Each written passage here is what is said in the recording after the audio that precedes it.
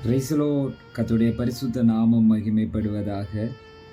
இன்றைக்கு பரிசுத்த வேதாகமத்தில் சங்கீதம் 29வது அதிகாரம் 2வது வசனம் இப்படி சொல்லப்பட்டிருக்கிறது. கர்த்தருடைய நாமத்திற்குரிய மகிமையை அவருக்கு செலுத்துங்கள், பரிசுத்த அலங்காரத்துடனே கர்த்தரை தொழுது கொள்ளுங்கள். இங்கே 2 காரியங்களை பார்க்க முடியுது. ஒன்று, அவருடைய மகிமையை அவருக்கு செலுத்துங்கள். 2, பரிசுத்த அலங்காரத்துடனே கர்த்தரை தொழுது கொள்ளுங்கள். எனக்கு அன்பான தேவனுடைய பிள்ளைகளே, சங்கீதக்காரனாகிய தாவீது இந்த 29வது அதிகாரத்திலே அவர் சொல்கிற ஒரு காரியம் என்னன்னா, பரிசுத்த அலங்காரத்துடனே கர்த்தரை தொழுது கொள்ளுங்கள் என்று சொல்லுகிறார். தேவனுடைய பிள்ளைகள் என்று அழைக்கப்படுகிற நாம் ஒவ்வொருவரும் நம்முடைய அன்றாட வாழ்க்கையிலே நாம் மிக மிக முக்கியமாக கருதப்படுகிற ஒரு காரியம் உண்டு. என்னன்னா, பரிசுத்தம். எனக்கு அன்பான தேவனுடைய பிள்ளைகளை, கர்த்தர் நம்மிடத்தில் வாசம் பண்ண விரும்புகிறார். தேவன் நம்மிடத்திலே வசிக்க விரும்புகிறார். நாம் அவருடைய ஆலயமாய் இருக்கிறோம். ஆனால் நம்முடைய வாழ்க்கையிலே பரிசுத்தம் என்று சொல்லப்படுகிறது மிக மிக முக்கியமான ஒன்றாக கருதப்படுகிறது. பரிசுத்தம் இல்லாத இடத்திலே தேவன், சர்வ வல்லமையுள்ள தேவன், அவர் வாசம் பண்ண மாட்டார்.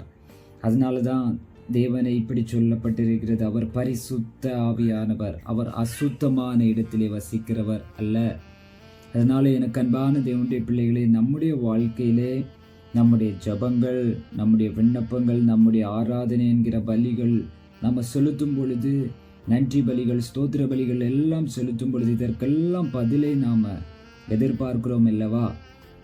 இந்த நாளில் நான் உங்களிடத்திலே சொல்கிறேன், தேவனுடைய சமூகத்திலே நாம் அவர் சொன்ன வார்த்தை, அவருடைய கட்டளைகளுக்கு கீழ்ப்படிந்து பரிசுத்தமாய், பரிசுத்த அலங்காரத்துடனே, வெளிவேஷத்தில் அல்ல, ஆமென், நம்முடைய ஆவிக்குரிய வாழ்க்கையிலே பரிசுத்தமான அலங்காரத்துடனே தேவன் இருதயத்தை பார்க்கும் பொழுது, இருதயத்திலே தேவன் விரும்புகிற பரிசுத்தம் நம்முடைய வாழ்க்கையிலே வெளிப்படும் பொழுது, தேவனை போல, ஆண்டவராகிய இயேசு கிறிஸ்துவை போல, அவர் காட்டின வழிகளில் நாம் நடந்து அவரை போல பரிசுத்தம் நம்முடைய வாழ்க்கையிலே பிரதிபலிக்கும் பொழுது, கர்த்தர் நமக்கு வேண்டிய நன்மைகளை நமக்கு நிச்சயமாகவே செய்வார்.